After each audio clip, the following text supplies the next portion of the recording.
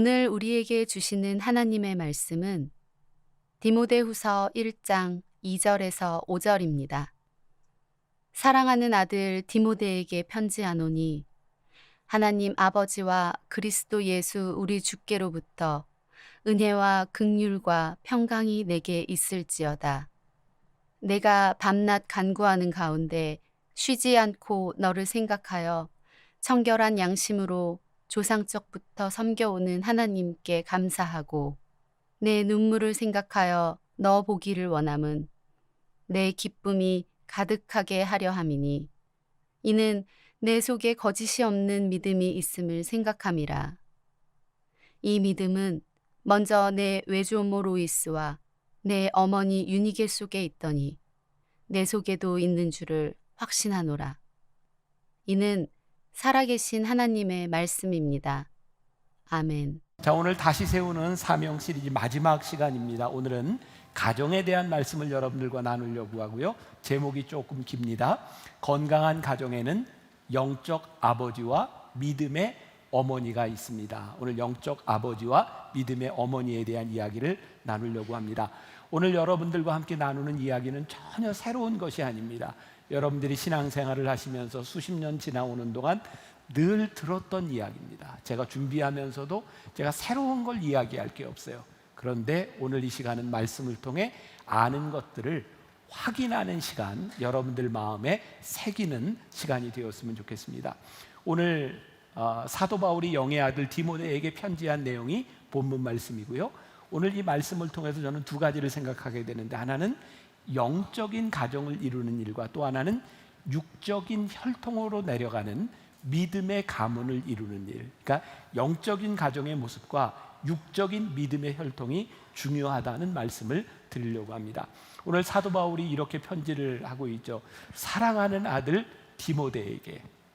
디모데는 사도 바울의 육적인 아들이 아닙니다. 그의 영적인 아들입니다. 그러니까 오늘 말씀을 들으면서 나는 믿음의 부모님들이 없는데 괜찮아요.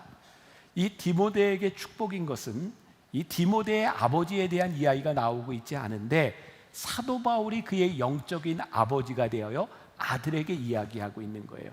그래서 오늘 우리들에게 중요한 것은 영적인 하나님 아버지를 우리들이 어떻게 관계를 맺을 것인가, 또 우리들에게 영적 멘토가 있다는 것이 얼마나 중요한가라고 하는 것도 생각하게 될 것이고, 디모데가 참 행복한 것, 그에게 영적인 아버지가 있었다는 것이다. 더불어서 오늘 사도 바울이 디모데를 칭찬하고 격려하는데 그에게 있는 믿음의 좋은 가문을 이야기하죠. 그에게는 외조모가 있었고 어머니가 있었다. 야, 너의 외조모와 너의 어머니의 믿음을 바라보니 내가 참 좋다, 이런 이야기를 하고 있어요. 우리들이 흔히 이야기하는 모태신앙인 거죠. 모태신앙이 요즘은 조금 다른 의미로 쓰여지고 있죠. 어머니로부터 이어진 신앙이 아니라 뭐든지 모태. 그래서 우리 교회 안에도 모태신앙이 참 많이 있어요. 모태신앙과 모태신앙. 참 많은 분들이 이런 모태신앙에 대해서 부러워하는 사람도 있고, 모태신앙을 가진 사람들은 나는 너무 신앙이 이렇게 매너리즘에 빠져 있어, 너무 습관적이야, 이렇게 이야기하는 분도 있습니다. 여러분들에게 한번 물어볼게요. 여러분들은 지금 여러분들의 가정이 신앙적으로 자랑스러우세요? 여러분, 우리들에게 이 모태신앙이라고 하는 말이 어쩌면 이런 의미일지도 몰라요. 나는 정말 좋은 신앙의 유산을 받았어. 여러분, 과거에 지나갔던 일들에 대해서는, 과거의 유산은 우리들이 바꿀 능력이 없습니다. 그것은 우리들에게 주어져 있는 거예요. 근데 우리들에게 아주 중요한 사명과 숙제가 있는 거죠. 미래의 가정에 대해서는 우리들이 선택할 수 있는 거예요. 그러니까 지금 우리들이 어떤 가정이냐, 이것도 중요하지만 앞으로 우리들에게 주어질 가정이 어떤 가정이냐라고 하는 것은 우리들이 만들어 갈 수 있는 거죠. 저는 신학교를 다니면서 제 친구들이 저를 참 많이 부러워했습니다.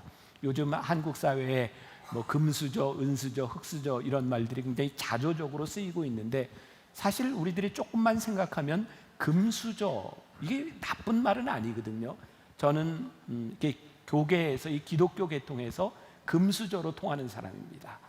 왜일까요? 저희 아버지가 목회를 하셨던 분이고 저도 목회를 이어받았고 또 제 아들도 신학을 하고 있으니까 이런 신앙의 대를 이어가는 금수저라고 이야기할 수 있는 거죠.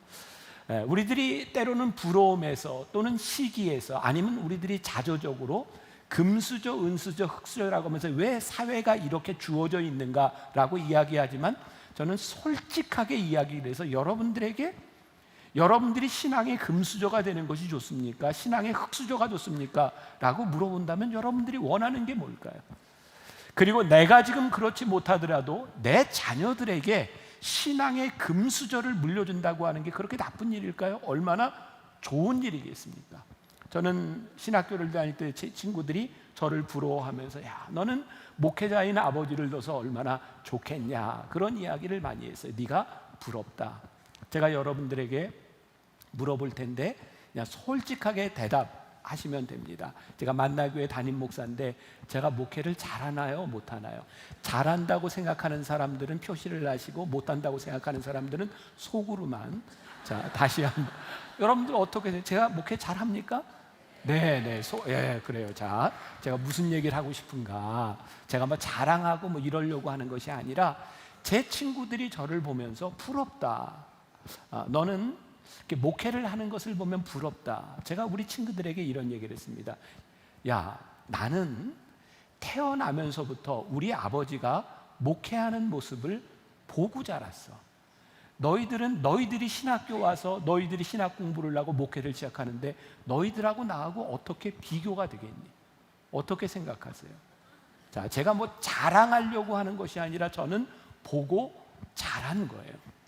여러분, 우리 신앙에 있어서 정말 귀중한 게 있다고 생각하지 않으세요? 누군가를 바라보면 야, 너는 정말 믿음의 좋은 가문에서 태어났구나 라고 이야기할 때 왜 그것이 부러운가요? 그 자녀들이, 그 가정이 태어나면서부터 부모의 믿음을 보고 자란 거예요.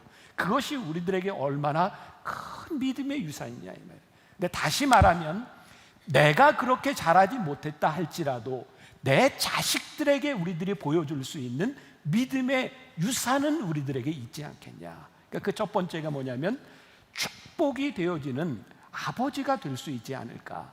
오늘 본문 말씀 2절 다시 한번 보면 사랑하는 아들 디모데에게 편지하노니 하나님 아버지와 그리스도 예수 우리 주께로부터, 여기가 중요해요, 은혜와 긍휼과 평강이 내게 있을지어다. 그러니까 사도 바울이 지금 영의 아들 디모데에게 디모데야, 너에게 하나님의 은혜와 평강과 긍휼이 너에게 있으면 좋겠어. 이 말이 얼마나 큰 축복일까요? 지금 아버지인 여러분들이 자라는 여러분들의 자녀들을 바라보며 물질을 물려줄 수도 있고 다른 거 좋은 거 해줄 수 있을지 몰라요. 그러나 그 자녀들이 자라면서 아버지에게 얘야, 너에게 하나님의 은혜와 평강과 긍휼이 있기를 원한다. 그렇게 믿음으로 권면하는 말을 듣고 자라난 아버지에게로부터 이 신앙의 친밀한 이야기를 듣고 자라난 그 자식이 얼마나 귀하겠냐 이 말이에요. 그런데 성경에도 보면 신앙적으로 아주 역기능적인 가정의 이야기들이 여러 등장하고 있죠. 그 중에 하나가 창세기 27장에 나오는 이삭의 이야기예요. 여러분 이삭을 잘 아시죠?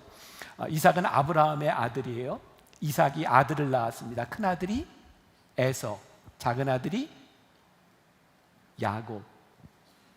혹시 모르시는 거 아니죠? 네, 자, 아브라함, 이삭, 그 다음에 야곱. 야곱에게는 쌍둥이 형이 있었어요. 에서입니다. 자, 27장 34절에 이삭의 아들이었던 에서의 울음의 이야기가 나와요. 34절 한번 같이 봉독해 볼까요? 시작.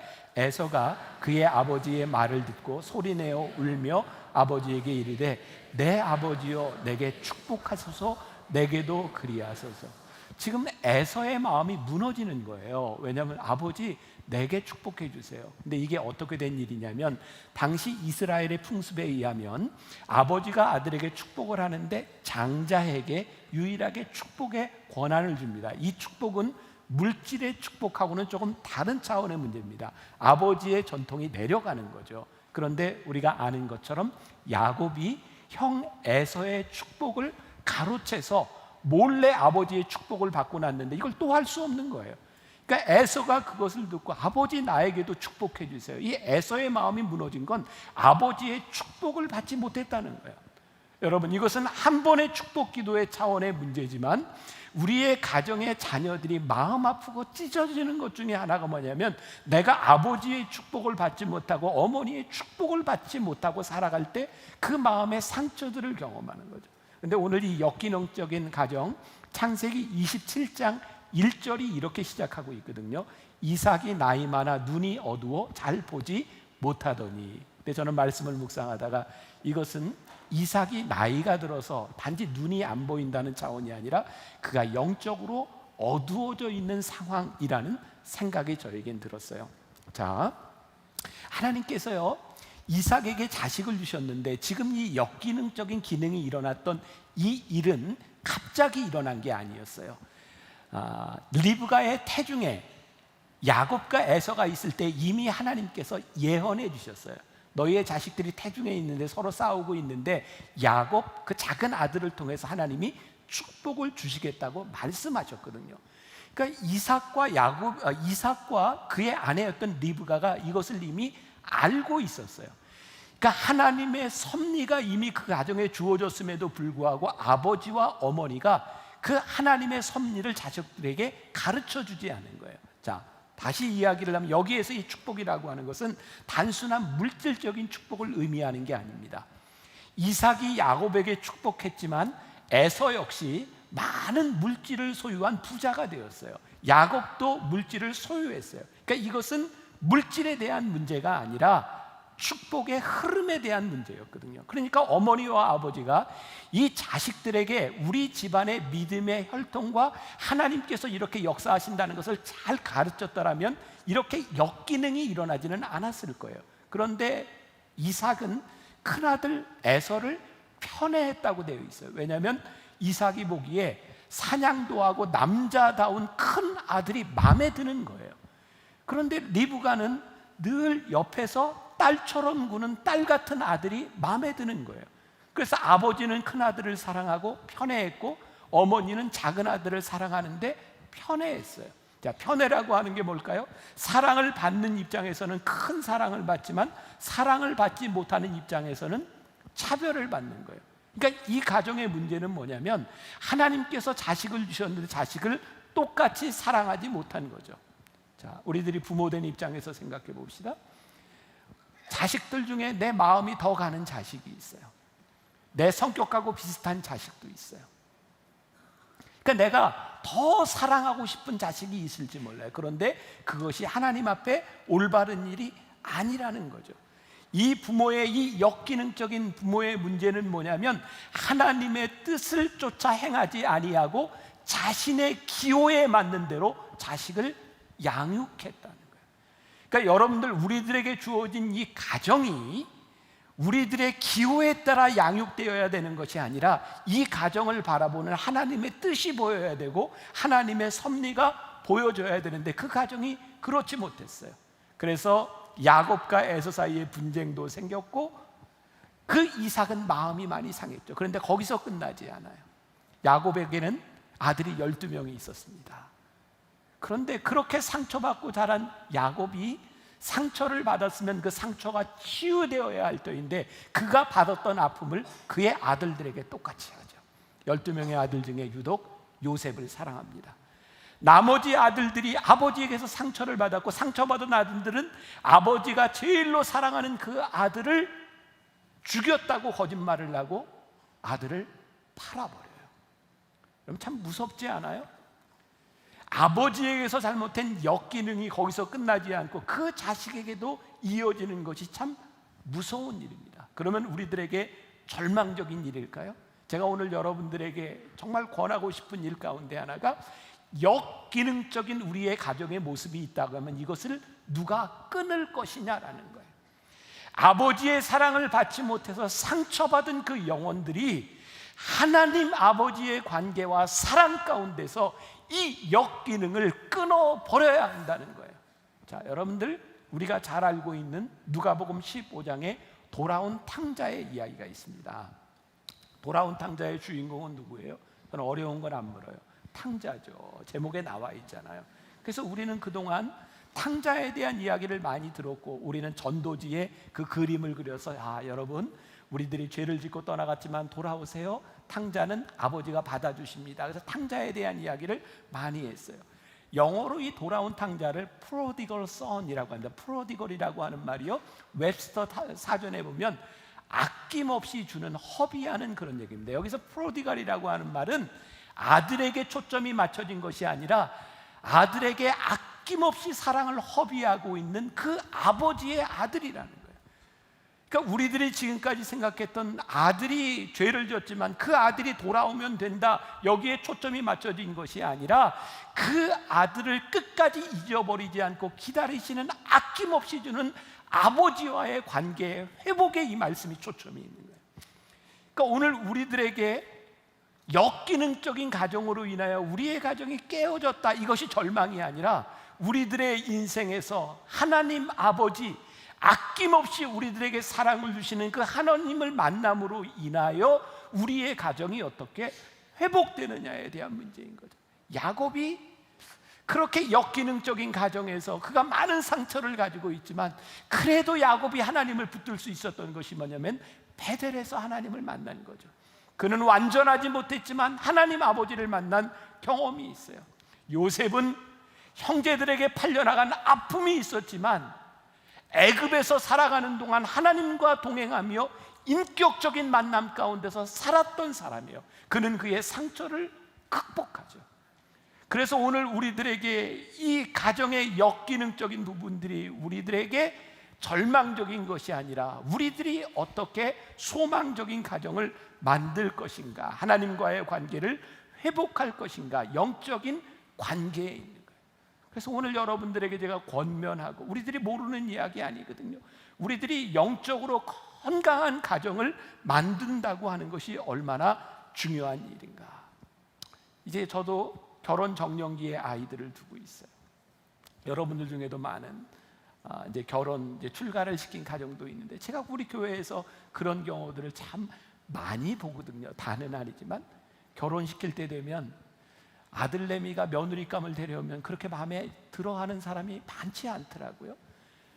딸내미가 사위감을 가지고 오면 그렇게 쉽게 마음에 들어하는 사람이 많지 않더라고요. 부모가 원하는 것과 다른 거죠. 저도 결혼 정년기에 아이들을 두면서 제 마음속에 이런 생각을 하는 거예요. 이놈들이 누구를 데려올까, 누구와 결혼할까 라고 생각하면서 내가 우리 아이를 영적으로 잘 양육했다면 그 아이가 데려오는 사람이 누군지 모르지만 내가 자식을 믿어줄 수 있을까? 자식이 부모를 바라보며 우리 부모님은 신앙적으로 정말 좋은 부모님이야 라고 생각한다면 자식이 부모님이 이 사람이 좋다라고 이야기할 때 부모님을 믿어줄 수 있는 사람이 되어줄 수 있는가? 결국 우리들에게 이 신뢰라고 하는 것, 하나님 안에 우리들이 영적 가정을 만든다고 하는 것은 우리 자녀들과 부모들 사이에 일어날 수 있는 많은 관계적인 측면에서도 작용을 하는 거죠. 결국 내 호불호에 대한 것이 아니라 하나님의 관계 속에서 우리의 가정을 볼 수 있는 것, 이것이 영적인 아버지가 자녀를, 가정을 이끌어갈 수 있는 방법이 아닐까. 자, 이제 우리들에게 믿음의 대를 이어주는 어머니에 대한 역할도 이야기를 해보려고 그래요. 자, 3절과 4절과 5절을 보세요. 여기에 여러분들이 혹시 성경을 가지고 있다면 청결한 양심, 거짓 없는 믿음이라고 하는데 이렇게 줄을 그으면서 한번 같이 보겠습니다. 3절, 4절, 5절 같이 봅니다. 시작. 내가 밤낮 간구하는 가운데 쉬지 않고 너를 생각하여 청결한 양심으로 조상 쪽부터 섬겨오는 하나님께 감사하고 내 눈물을 생각하여 너 보기를 원함은 내 기쁨이 가득하게 하려 함이니 이는 내 속에 거짓이 없는 믿음이 있음을 생각함이라. 이 믿음은 먼저 내 외조모 로이스와 내 어머니 유니게 속에 있더니 내 속에 있는 줄을 확신하노라. 자, 문맥상 보세요. 사도 바울이 디모데를 바라보며 참 기쁘고 참 네가 좋다 이렇게 이야기를 하고 있는데 그 좋은 이유가 5절에 나와 있는 거죠. 내 속에 거짓된 믿음이 없구나. 그게 사도 바울에게 이 디모데를 보면서 너무 귀한 거예요. 그런데 정말 중요한 게 뭐예요? 너에게 거짓된 믿음이 없는 이유가 너의 외조모 로이스와 내 어머니 유니게 속에도 거짓 믿음이 없더니 너에게도 거짓 믿음이 없구나. 그러니까 그의 외조모와 어머니를 바라보며 디모데에게 있는 믿음을 칭찬하고 있는 거죠. 자, 여기에 청결한 양심, 거짓 없는 믿음, 여기에는 뭐가 전제가 되어 있어요? 거짓 있는 믿음도 있다는 거예요. 거짓된 믿음도 있다는 거예요. 그러니까 우리의 자녀들에게서 보이는 참된 믿음은 어머니의 참된 믿음에서부터 나타나는 것인데, 오늘 우리의 가정의 신앙의 큰 아픔 가운데 뭐냐면, 하나님을 믿는다고 하면서 우리들에게 신앙이 있다고 하면서 우리의 가정 가운데 참된 믿음을 보여주지 못함으로 인하여 아파하고 힘들어하는 가정이 있다. 하나님께서 우리의 가정을 만들어줬을 때 굉장히 중요한 원리가 있어요. 보시기에 좋았다라는 거예요. 제가 결혼 주례를 할 때 늘 하는 이야기예요. 그러니까 우리 교인들 중에 혹시 제가 결혼 주례를 하는 결혼식에 참석한 분들은 몇 번 들어봤을 거예요. 제가 이렇게 이야기합니다. 하나님께서 이 가정을 만들어진 중요한 창세기의 원리가 있는데, 창조의 원리가 있는데, 하나님께서 아담을 보시고 보시기에 좋지 아니하여 보기에 좋도록 돕는 배필을 만들어 주셨다는 거예요. 그러니까 이 결혼은요, 가정은요, 돕는 배필로 하나님께서 만들어 주신 것이지, 돕는 사람으로 만들어 주신 것이지, 도와달라 그렇게 만들어 주신 게 아니라는 거예요. 이게 가정의 아픔은 어디 가운데서 시작이 되는가? 남편이 아내를 향하여 네가 나 좀 도와줬으면 좋겠다. 아내가 남편을 바라보며 서로 도와달라고 이야기를 하는데 그 도움을 충족시킬 만한 방법은 없는 거예요. 왜? 내 기준을 만족시킬 수 없어요. 자식이 부모를 바라보며 부모가 나를 좀 도와줬으면 좋겠다라고 하는 마음을 충족해 줄 수 있는 부모는 없는 거예요. 부모가 자식을 바라보며 이 자식이 커서 나에게 이런 자식이 되었으면 좋겠다고 생각하지만 그런 자식은 우리들에게 없다는 거예요. 결국 가정의 아픔과 깨어짐에 대한 아픔들은 다 내가 나에게 도움이 됐으면 좋겠다라고 생각하기 때문에 오는 거예요. 그래서 가정의 중요한 이 참된 믿음은요, 하나님께서 우리들에게 준 중요한 원리 가운데 하나는, 가정이 가질 수 있는 행복감은 어디에서부터 오는 것이냐면, 내가 이 사람에게 좋은 사람이 되려고 할 때 오는 거죠. 제가 어제 토요일에 예배를 드리며 설교하면서 토요일 예배 나왔으니까 우리 지금 10시, 12시 예배가 너무 비좁아요. 그러니까 토요 예배 좀 나오세요. 네, 네? 네, 토요 예배 가끔 이렇게 나오셔서 좀 이렇게 다른 사람들에게 자리도 좀 배려하고 그러면 좋을 것 같아요. 제가 이렇게 아내를 토요일 날 보니까 그땐 교인이 그렇게 많지 않으니까 저기 보이더라고요. 제가 설교 시간에 아내를 향해서 그렇게 이야기를 했어요. 요즘 제가 아내에게 도움이 되려고 노력을 많이 하거든요. 정말 좋은 남편이 되려고 노력을 많이 해요. 내가 조금 더 이런 생각을 일찍 했다라면 내 아내가 더 행복했을 텐데 어떻게 생각하냐고. 그랬더니 제 아내가 격하게 고개를 끄덕끄덕했어요. 제가 진짜 노력하거든요. 여러분들 중에 많은 분들은 아시지만 저희 딸아이가 조금 아픔이 있잖아요. 근데 요즘 우리 딸아이가 엄마 옆에 붙어서 설거지를 해요. 엄마 설거지 내가 한다고. 어제 아침에 제가 처음으로, 우리 딸내미 태어나고 처음으로 우리 딸내미가 커피를 타서 저에게 갖다 줬어요. 정말 여러분들이 생각하기에는 아무것도 아닐지 모르겠는데 너무 행복한 거예요. 너무 감사한 거예요. 아마 오늘 아침에 제 아내가 그랬던 것 같아요. 30년 결혼 생활을 하면서 이렇게 행복했던 때가 없었던 것 같아요. 여러분들의 가정에 어떤 문제가, 어떤 일들이 있는지 모르지만 저도 저희의 가정에서 많은 일들을 경험하며 지나가고 있거든요. 그런데 가정의 행복감이 어디에서 오는가? 내가 누구에게 조금 더 도움이 될 수 없을까? 내가 돕는 배필이 될 수 없을까?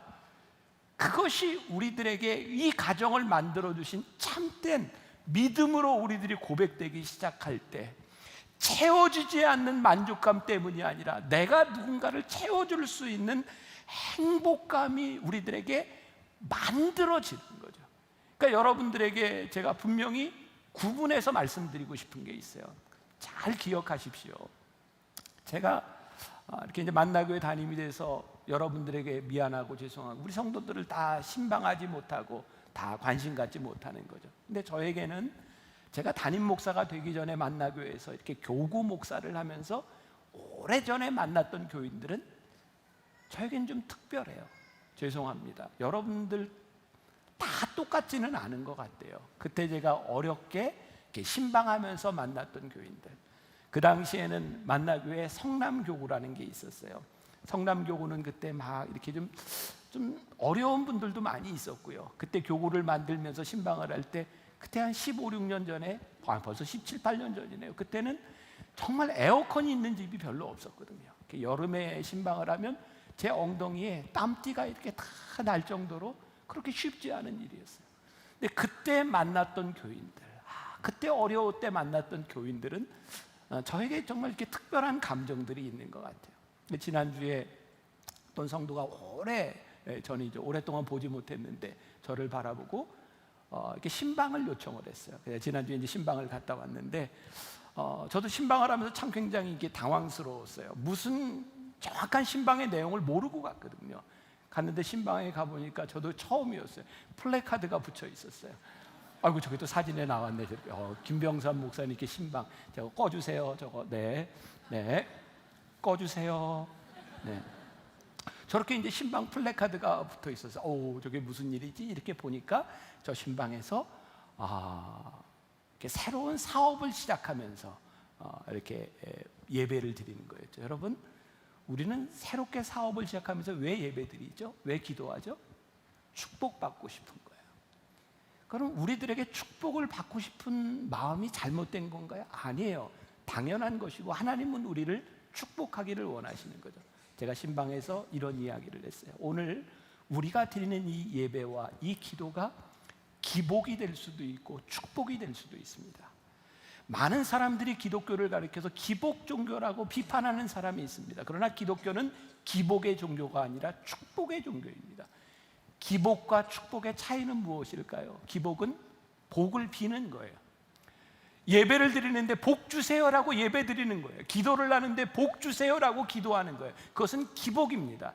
축복은 우리들이 하나님 앞에 축복을 비는데 내가 축복을 받을 만한 사람이 되게 해달라고 기도할 때 그것이 축복이 되는 거예요.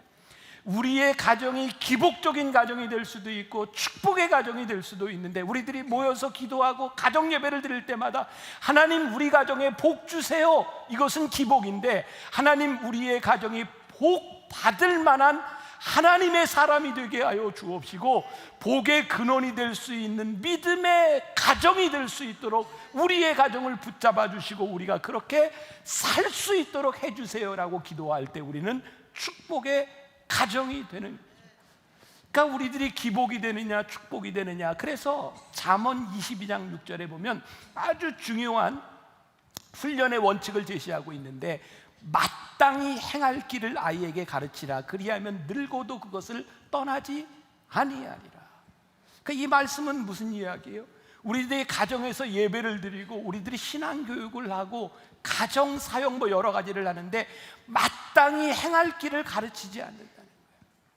제가 그제 금요일에 오살리 기도원에서 어떤 집회가 있었습니다. 집회를 마치고 났는데 어떤 분이 급하게 저에게 쪽지를 하나 주고 갔어요. 급해서 자기 수련회에 와 있던 그 이름표를 뽑아가지고 저에게 메모를 해서 주고 갔는데 이런 내용이었어요. 목사님, 저의 위선이 아들을 교회에서 떠나게 합니다. 제대하고 직업을 구하는 중이지만 제 기도는 그것이 아닙니다. 아들이 분당에 머물 수 있는 직업을 얻어서 목사님 곁에서 양육되게 기도해 주세요. 그리고 밑에 이제 연락처랑 이런 걸 저에게 주었어요. 여기에서 물론 그분이 그날 저녁 예배 때 은혜를 받았으니까 만나교회 옆에서 직업을 놓고 목사님의 교육을 받았으면 좋겠습니다. 근데 저는 이게 저의 눈에 들어오는 게 아니었어요. 저는 이 어머니의 아픈 마음이 보였어요. 목사님, 저의 위선이 아들을 교회에서 떠나게 만들었습니다. 지금 어디에서 신앙생활을 하느냐 그것이 중요한 게 아니라 위선이 아들을 떠나게 만들었습니다.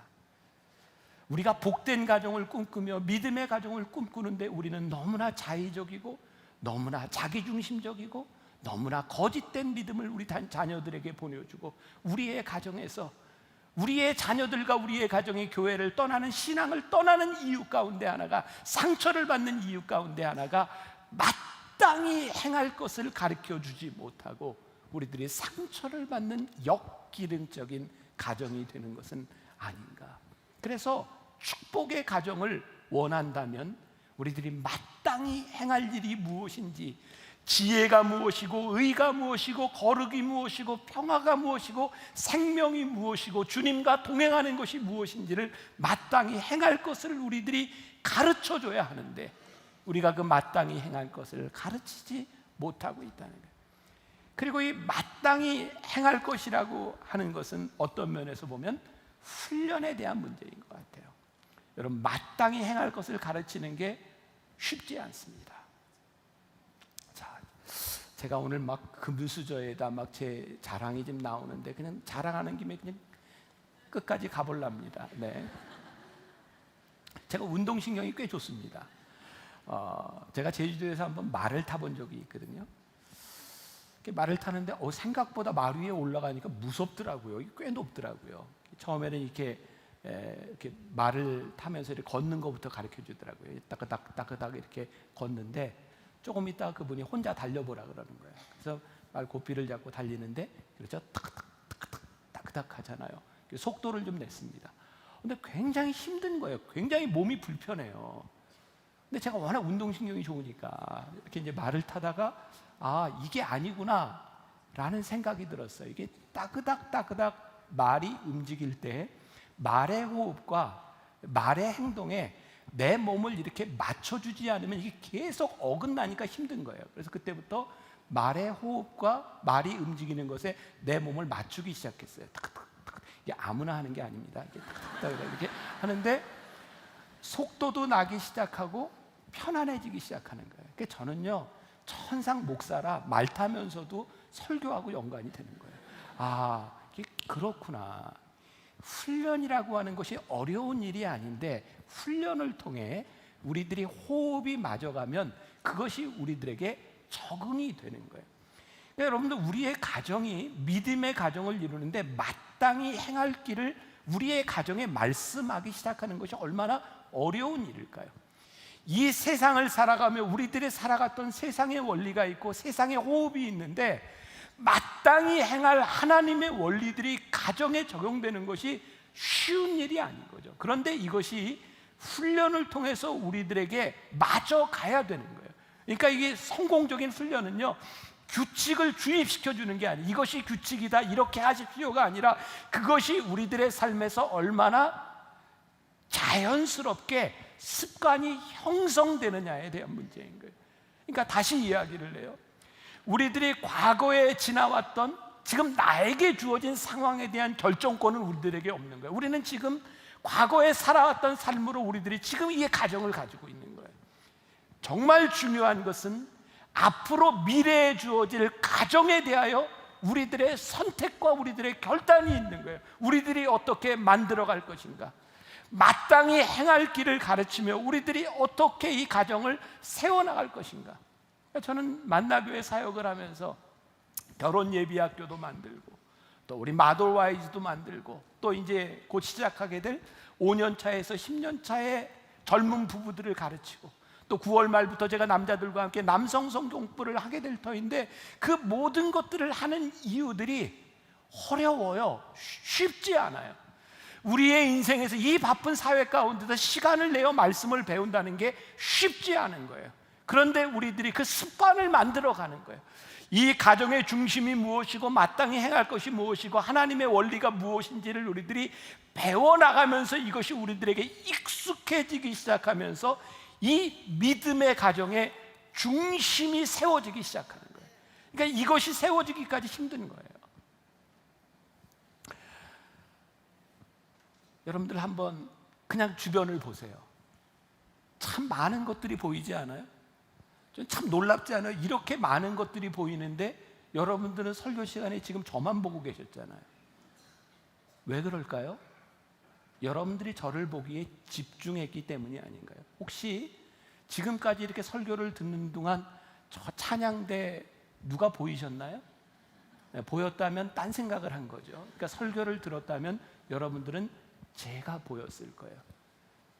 여러분들이 저를 보기로 작정했다는 거죠. 그러면 외부에 있는 것이 보이는 것이 아니라 내가 보이기로 생각한 것이 보이는 거죠. 여러분들이 이렇게 작정하면 되는 일도 있지만 훈련하지 않으면 안 되는 일도 있는 거예요. 제 아내가 보청기를 낀 지 한 10년쯤 됐습니다. 제가 자랑을 한 김에 조금 더 해도 될까요? 지난 3주 동안에도 우리 이열치열 부흥회를 했고 가끔 이렇게 강사들이 와서 이렇게 말씀을 전하는 경우가 있죠. 이건 제 아내가 하는 이야기입니다. 어떤 강사가 와서 설교를 해도 자기가 듣기에는 제가 최고래요. 자, 근데 끝까지 들으셔야 돼요. 그런데 최고인 이유가 뭐냐면 제 아내가 보청기를 이렇게 끼다 보니까 이제 10년째 됐는데 보청기를 끼고 제일 힘들었던 게요. 보청기를 끄면 모든 소리가 다 크게 들립니다. 너무너무 힘들대요. 저는 안 껴봤으니까 모르는데 그래서 보청기를 끼고 여기 보청기를 낀 분들은 아마 공감이 가실 거예요. 어떤 훈련을 하냐면 내가 듣고 싶은 소리를 듣는 훈련을 하는 거예요. 참 신기하죠. 사람의 귀가 막 소리들이 들리는데 내가 듣고 싶은 소리를 듣는 훈련을 하는 거예요. 근데 제 아내는 저와 함께 30년을 살면서 얼마나 많은 설교를 들었겠습니까? 그러니까 설교를 들으면서 제 설교를 듣는 귀에 최적화가 되어 있는 거예요. 그래서 어떤 목사님이 설교를 와서 해도 처음 듣는 소리들은 안 들리는 거예요. 제 아내는 제가 최고라는 거예요. 그런데 저에게 이런 이야기를 해요. 여러분, 솔직하게 이야기해요. 저는 솔직한 걸 좋아하니까. 지금 이렇게 설교를 들으면서 여러분들 느끼기에 제가 발음이 참 정확하지 않습니까? 격하게, 네, 굉장히 정확하거든요. 제 아내가 제 아내가 이런 이야기를 하는 거예요. 제가 발음이 정확한 이유가 뭐냐면 제 아내가 귀가 너무 안 좋으니까 덜 안 들린다고 하니까 제가 아내에게 말을 잘 전달하기 위해서 살다 보니 발음이 정확해졌다는 거예요. 그래서 제가 이렇게 발음이 정확한 목사가 된 것은 자기 때문이라는 거예요. 이게 그러니까 누구 칭찬인지 모르겠어요. 이게 부부는 이렇게 닮아가는 거죠. 자, 제가 무슨 얘기를 하고 싶어요? 제 아내가 말을 듣는데 제 소리가 들리고 듣고 싶은 것을 듣는데 그렇게 쉽지 않았다는 거예요. 여러분, 이 세상에는 얼마나 많은 소리들이 있어요. 우리들이 신앙으로 말씀으로 훈련되지 않으면 우리들이 들어야 될 소리를 듣는 것이 쉽지 않은 거예요. 결국 우리들의 삶의 중심이 무엇이 있는가, 이 중심에서 무엇이 나를 이끌어주고 이 원리가 나를 무엇이 붙잡아 주는가, 이것이 확실하지 않으면 이 세상 가운데서 우리들이 믿음의 가문을 이어가고 영적 원리를 가지는 것이 결코 쉽지 않다는 거예요. 그래서 제가 남성 성경 공부를 할 때 남자들에게 끊임없이 가르치는 게 있는 거예요. 여러분, 여러분들의 삶의 중심 우선순위가 무엇이 돼야 되는가를 분명히 생각하십시오. 첫 번째, 우리의 신앙에서 하나님 중심으로 살아간다는 것이 무엇인지를 알아야 되고, 두 번째 중요한 것이 가정을 중심으로 살아가는 것이 무엇이 중요한지를 알아야 되고, 세 번째 직업이 중요하다는 것을 잊지 마. 이게 신앙의 원리라는 거예요. 예를 들어보면 여러분들이 살아가다가 여러분들의 삶에는 많은 선택의 기회들이 있는 거예요. 이 직장을 선택할지 이 직장을 선택할지, 물론 이 선택하는 거에 따라서 돈에 대한 문제, 편리성에 대한 문제, 많은 것들이 우리들에게 작용이 된다는 거죠. 그런데 하나님 중심적으로 살아간다고 하는 것은 우리의 가정을 바라보며 내가 직업을 선택할 때 돈에 대한 손해를 볼 수 있어요. 때로는 내 포지션에 대한 손해가 될 수도 있지만 그럼에도 불구하고 이 손해를 보아야 내가 믿음을 지키고 내 신앙의 중심이 세워지는 것이라면 기꺼이 손해볼 수 있는 거예요. 왜? 나의 중심이 정해져 있으니까. 여러분들이 직장을 정할 때 여러분들의 자녀와 가정을 바라보면서 내가 이 직장을 정하면 내가 돈을 더 많이 벌 수 있을지 모르지만 우리의 가정에 조금이라도 해가 된다면 내 삶의 기준의 원칙이 무엇이 돼야 되는가, 이 말이에요. 그러니까 우리들이 하나님의 말씀을 배우고 마땅히 행할 것을 가르치고 우리 자녀들에게 하나님의 말씀의 원리가 무엇인지를 우리들이 가르치고 지키게 될 때 우리는 기복이 아니라 축복을 받는 가정이 되는 거죠. 그러니까 오늘 여러분들에게 도전해드리고 싶은 게 무엇이냐? 기복이 아닌 축복의 가정이 되었으면 좋겠다. 제가 사진을 하나 보여드릴게요. 지난 변화산 때 일산에 있는 어떤 가정에서 저렇게 사진을 찍어서 보내줬어요. 아이들과 함께 새벽 예배를 일산에서 드리고 있는 거. 교회 올 수 있는 사정이 안 되는 거죠. 저는 저 아이들을 보면서, 저 사진을 보면서, 저 아이들에게 저 새벽에 일어나서 영상으로 예배를 드리는 저 시간이 얼마나 귀한 시간일까. 물론 변화산 때는 더 멀리서 오는 분들도 있어요. 그분들도 귀해요. 그러나 여러 가지 사정으로 인해서 예배를 참석하지 못하는 사람도 많고, 여러분들이 이 가까이에서 새벽 예배를 드릴 수 있다는 것이 여러분들에게 얼마나 큰 축복인 줄 아세요? 저는 저 사진을 보면서 저 아이들에게 심겨졌던 저 믿음의 추억들은 아이들이 앞으로 살아가면서 혹시 빗나갈지 몰라요. 하나님을 떠나갈지 몰라요. 근데 그 아이들로 하여금 돌아오게 만드는 것은 믿음의 추억. 저 만나교회를 보면 요즘 새로 등록하는 저희 교회는 젊은 부부들이 참 많아요. 이렇게 젊은 부부들을 보면 대부분이 모태신앙이에요. 근데 그분들이 거의 동일한 패턴을 가지고 있어요. 직장 때문에 여기저기 옮겨 다니다가 아이들을 키우면서 너무 힘들다가 이제 아이들이 얼마큼 자라서 젊은 부부들이 됐는데 어떻게 신앙생활을 할까 고민하다가 다시 돌아오는 거예요. 저는 그 젊은 부부들을 보면서 저들의 마음속에 새겨져 있었던 그 모태신앙, 그때 가지고 있었던 믿음의 추억들이 결국은 하나님의 말씀 앞에 돌아오게 만드는구나. 그러니까 여러분들 마땅히 행할 바를 여러분들이 자녀들에게 가르치고 믿음의 축복의 가정을 만드는 것은 어쩌면 지금 우리들의 눈에 그대로 결과로 드러나지 않는 경우일 수 있어요. 그런데 절대로 헛되지 않은 거예요. 제가 우리 젊은 청년들에게 가장 이상적인 가정, 교회에서 함께 신앙생활하다 연애해라, 그리고 결혼해, 그리고 한 가지 더 이렇게 조금 미진하면 너 변화산 매달 몇 개 있어 물어봐. 그럼 돼. 우리의 믿음의 추억을 가지고 있었던 그런 믿음의 뿌리를 가지고 있었던 가정들이 하나님 앞에서 중심을 잡는 것, 그게 참 중요하다는 것을 안다면 여러분들의 가정에 영적인 아버지, 믿음의 대를 이어줄 수 있는, 참됨을 보여줄 수 있는 어머니, 믿음의 중심을 가지는 여러분들이 되시기를 주님의 이름으로 간절히 축원합니다. 우리 많이 불렀던 찬양이죠. 우리 사철의 봄바람 불어있고 우리의 가정을 생각하며 함께 찬양하겠습니다.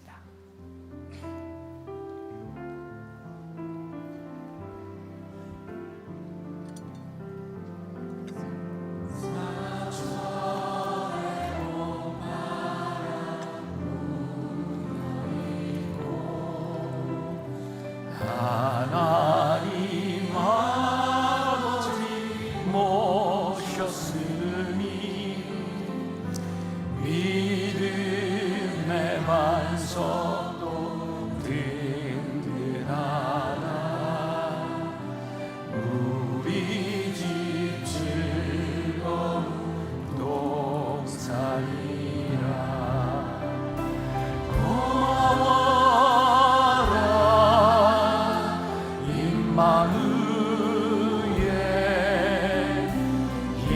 예수만 섬기는 우리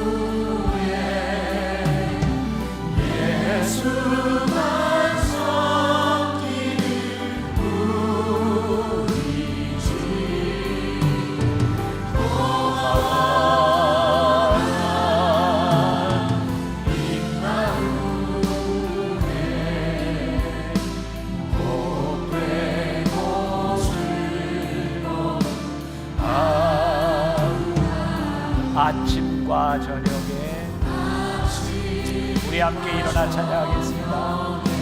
수고하여 다 같이 일하는 온 식구가 한 상에 둘러서 먹고 마셔 여기가 우리의 낙원이라.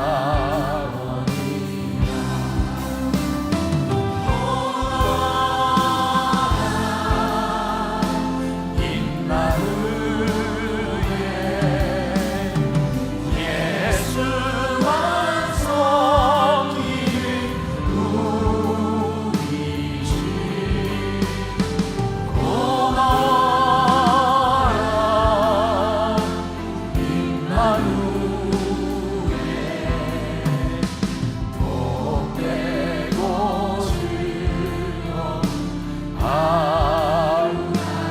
고마워라.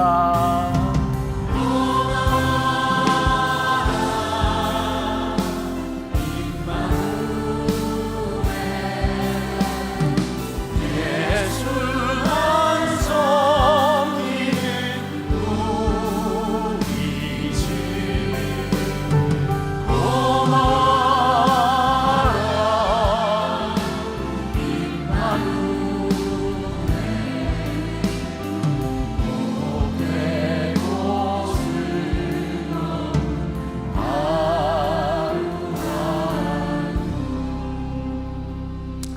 하나님 우리들에게 복된 가정을, 행복한 가정을 보시기에 아름다운 가정이 되도록 우리의 가정을 허락하여 주셨습니다.